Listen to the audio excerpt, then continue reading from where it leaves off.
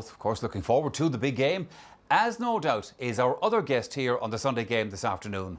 The brightest star of the modern era and one of the greats of all time.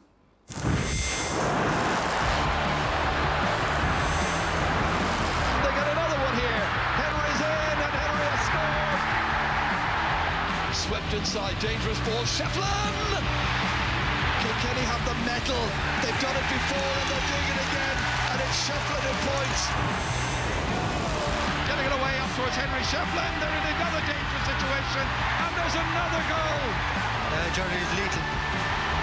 King Henry, as the fans call him. Commons is ready, Shefflin is as well, they need it, it's in the back of the net!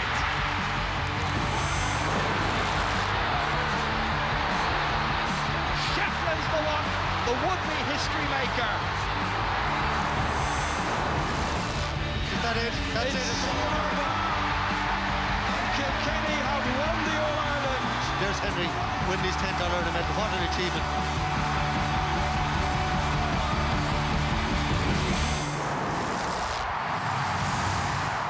Yes, he has left aside the helmet. He has donned the analyst's cap. Will it be a good fit, Henry? That's the question. You're very welcome indeed to the Sunday Game.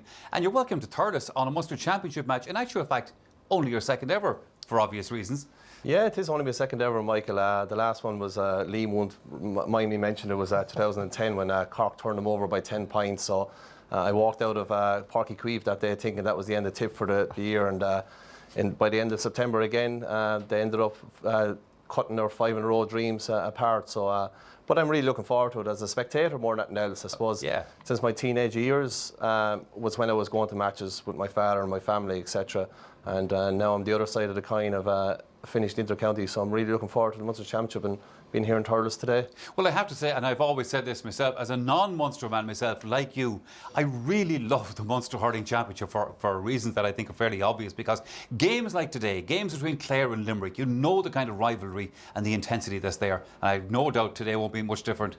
Yeah, no, definitely. I suppose we in Leinster, obviously, we love our Leinster hurling, but we look in awe, I suppose, at the Munster Championship, and it's very, very competitive. And today is a quarter-final, but two very competitive teams. Very hard. Anyone you talk to in the lead up to the week coming up has been who's going to win it. It's very hard to call. So I think it makes for a great day and a great game as well. It's, I suppose, in theory, Liam, a neutral venue, but Thurles is never a neutral venue when it comes to hurling.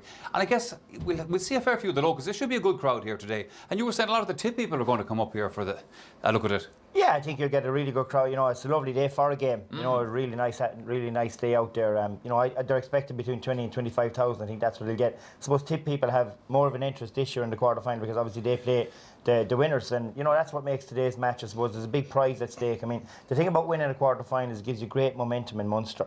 You know, I think the winner, 12 of the last 15 winners have gone on and won the semi-final. So for the winner today, I think there's a huge prize in terms of their Munster Championship aspirations. But I think it's been proven over the years too that the loser, you know, can, if they find their feet and get to win a match and get a bit of momentum going into qualifiers, it doesn't you know, the loser today is certainly not out of the All-Ireland series. It's interesting to see Clare at a bigger price to win the Munster Championship there than they are to win the All-Ireland. So that probably tells you that everyone knows that while it's a really big game in Munster Championship, it's not you know, the be-all and end-all for both teams. No, it's not. It's not the end of the road. But having said all that, Cyril, it is different to the football championship. You know, because hurling is so intense that if you do lose today in Munster, OK, you can regroup. But at the same time, it is a big setback. It is, and both managers, David Fitz and TJ Ryan, will want to win. Like, OK, as Liam says, everyone will be training Tuesday night, but it still is a different ballgame when you win. The momentum is yours. And, like, both need a win. Like, Clare have gone a long time without winning a championship match, and there's a lot of pressure on David Fitz, but there's just as much on TJ Ryan. And, like, they've gone, you know, the teams, like, hurling at the moment, Michael, you're going to find these two teams will be set up slightly different. They'll have 15 on the pitch, but you're going to find the middle third will be very congested and maybe score some outside. It'll be very interesting because there's game plans and systems coming into it. Still, hurling is a very simple game, but these two teams will play like that. They know one another very, very well, and, like, they're intermarried, they're in college together. So, but big day for both counties and a big day for the rival managers Davy Fitzgerald and TJ Ryan. We've been getting their thoughts. Of course, you're missing a lot of big names since your 2013 win, the likes of Colin Galvin, Brendan Bugler, of course, out today, Podge Collins. How have you coped with the loss of those names? Listen, I have a fantastic panel that have trained hard all year. We're not looking to any of them excuses, no matter what the story is. We have 15 bodies that are going to go out and fight like never before for Clare, and that's all I can ask, and hopefully that'll be enough. Shane O'Donnell over his injury nightmare, of course, you'll be looking to the likes of him for a big performance today. No, I'm looking to everyone. It's not going to rest on Shane's shoulders, it's going to rest on everyone. We know what we've to do. We know the battle that's ahead of us. We know the intensity that's ahead of us, and we've got to stand up to it in the story. Given the disappointments of last year, is that add a huge fuel to Clare's hunger this year? We don't even think back to that. It's 2:15 now, and that's all we're thinking about, and 4 o'clock for Limerick, and that's it, in the story. TJ, you've 3 championship newcomers today, including your goalkeeper Barry Hennessy. How's he going to cope? Yeah, look, he's plenty of experience at this level. It's kind of new to him, but I'm saying from club point of view, he's done it all before, so no doubt in that department. You still have Shane O'Donnell and Tony Kelly bearing down on him. Yeah, good players. We know what Clare are about. All-Ireland champions from 2 years ago. But look, this is a new year. From our point of view, we've prepared well. Everything has gone well. We've had a couple of injuries ourselves, but other than that, we're happy and we're looking forward to the game. Do you think it'll be a tactical battle today? I think so, yeah. I suppose we know what to expect from Clare. We've seen over the last couple of years, but at the same time, anything's possible. Teams change tactics all the time. As I said, it's a new season. It's a first round game, so there could be something new there. But look, we're very much focused on the job we have to do, and as I said, looking forward to the game now. Yeah, that's what it's all about in the next hour or two here at Semple Stadium.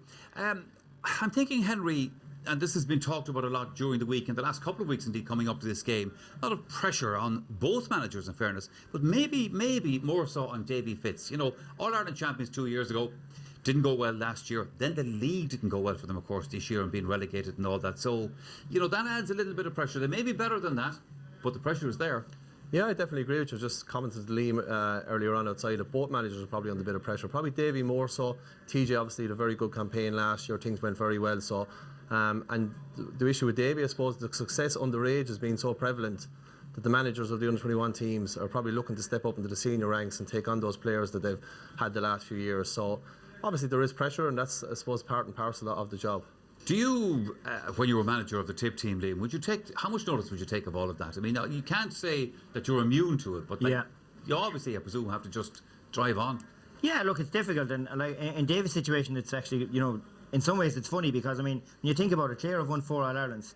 He played a lead role in 2 of them on the pitch, and he won the other one on the sideline. Yeah. And he still seems to be everyone's enemy at times, which is, you know, it's amazing in some ways, you know, because it's the price of success, isn't it? But like, he has been very successful. But like, he has, you know, he sometimes the Clare people don't all come behind him. But this year, I think they'll need to come behind him because this is a huge year for Davy and for Clare. You know, they haven't won the Munster Championship since 1998. That's a long gap by anyone's standards. I mean, you know, the Munster Championship is taken. It's a coveted medal. None of his bunch of players have a medal. I'd be expecting them to come on a real mission, and Colin Ryan was talking during the week about them bringing the performance. I'd expect them to bring a performance that shows I suppose the ambition they have in terms of getting their hands on a Munster medal today. So that's what makes it that bit intriguing. And just something I just noticed interesting outside, actually, just before the teams came out, I noticed Davy and the management team were out about 5 minutes before the team. So obviously there's been a lot of issues in the last, you know, couple of months in the lead up, but a lot of talk about players, etc. But I think it was very much a statement that it's over to the players now, and I just found it interesting that, as I said, the management team were out in the field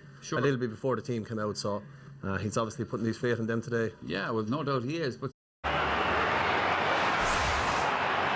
Clare recall the hero of the 2013 drawn All-Ireland final, Donal O'Donovan, to right corner back. They give a first championship start to Shane Golden in midfield and welcome back Shane O'Donnell to full forward as the injured Conor McGrath is replaced by Garrod O'Connell.